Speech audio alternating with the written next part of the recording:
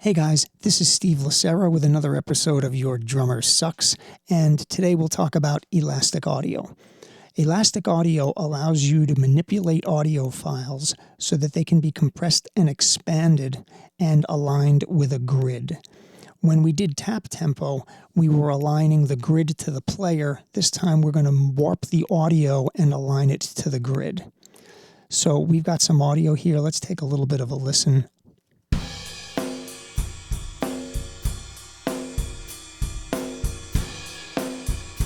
And the first thing that I want to do is I need to find out what tempo this drummer is playing at. And in order to do that, I'll use tap tempo. I need to turn the conductor track off up here. And then I'm going to click in my tempo field. And if I tap on my T key, you'll see that the tempo changes. So our tempo is around 96 BPM. What I'll do next is I'll turn the conductor track back on, come over here to my tempo ruler, and I will manually enter 96 BPM. And you can see that we've got a different grid back here. The next thing I will do is I'm going to go into grid mode, and we're going to zoom in a bit. I'm going to move my audio so that my kick drum drops at measure 3, beat number 1, 0 ticks. Next, we'll turn on elastic audio, and we do that by clicking in the elastic audio menu. And we have a few choices. We have polyphonic, rhythmic, monophonic, and vary speed. For drums, we usually use polyphonic or rhythmic. Sometimes polyphonic works better.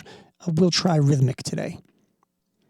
And I've got the drums grouped so you can see that elastic audio is now on for all of these tracks. At the moment, we are looking at the waveform display. We need to look at a display called the warp display. And I get to that by clicking on the view menu and then selecting warp. Now that I've got elastic audio turned on, I need to do something really important. I need to drop a warp marker at the beginning and at the end of the session, and I'll show you why. First, we'll drop a warp marker here. And the way I do that is I hold Control, and you'll see I have a little hand with a pointer finger and a plus sign. I click, I add a warp marker.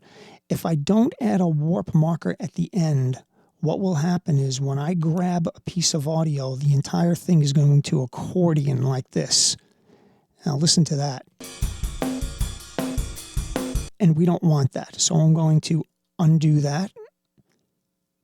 I'm going to go down to the end of the session, and I'm going to drop a warp marker at the end. And that pins the beginning and the end of the session so that we can't get this accordion effect. What'll happen is when we grab a warp marker, it'll just nudge the audio over to the nearest grid line. We're going to zoom in a little bit. And I've already dropped my kick drum at measure 3, beat 1. Let's look at my snare drum. Okay, my snare drum is on measure 3, beat 2.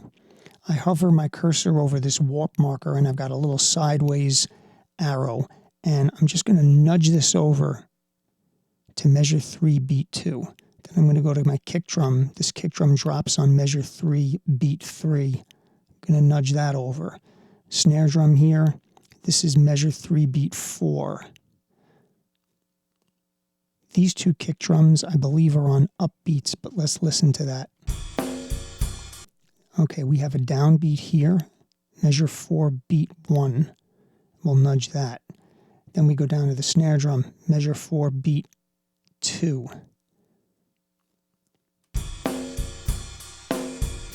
These are upbeats. We need to be careful here that we don't move them to a downbeat. And then here's a snare drum on 4/4, measure 4, beat 4. Here's a kick drum downbeat. And we'll keep going. Here's a snare drum. Here's a kick drum downbeat on measure 5, beat 3. Snare drum, measure 5, beat 4. Kick drum, measure 6, beat 1. Snare drum, 6/2. I think we have a fill coming up here.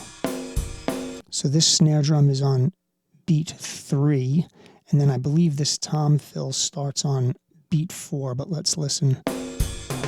It does, so we'll grab this and we'll align it with 6/4. Then we have a downbeat here, but let's listen to make sure. That's measure 7, beat 1. Here's measure 7, beat 2. Measure 7, beat 3. Measure 7, beat 4. Measure 8, beat 1. Measure 8, beat 2. I don't believe we have a kick on the 3. I believe these are on upbeats. Let's listen. We can align this kick to the N of 2 and this kick to the N of 3. We have a snare drum here on 8-4, a kick on 9-1, a snare on 9-2. Here's a kick on 9-3, a snare on 9-4, a kick on 10-1, a snare on 10-2. I think we have another fill coming up. This would be 10-3. So here's your 4. And we'll go down here. Measure 11. Let's listen to that. Okay, then we have measure 11, beat 2.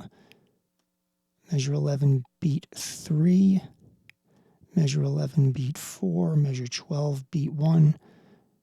12, beat 2. 3. 4. Now, if I wanted to get more picky, I could go in and I could work on the eighth note markers as well. In this case, those would probably be cymbals because he's playing eighth notes on the cymbals. So let's take a listen to this.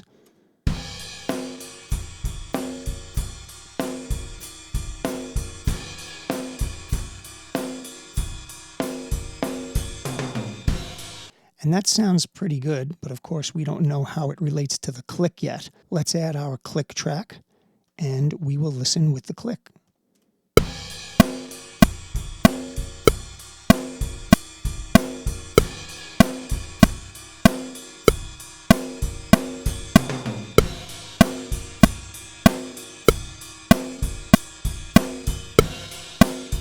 So there you go.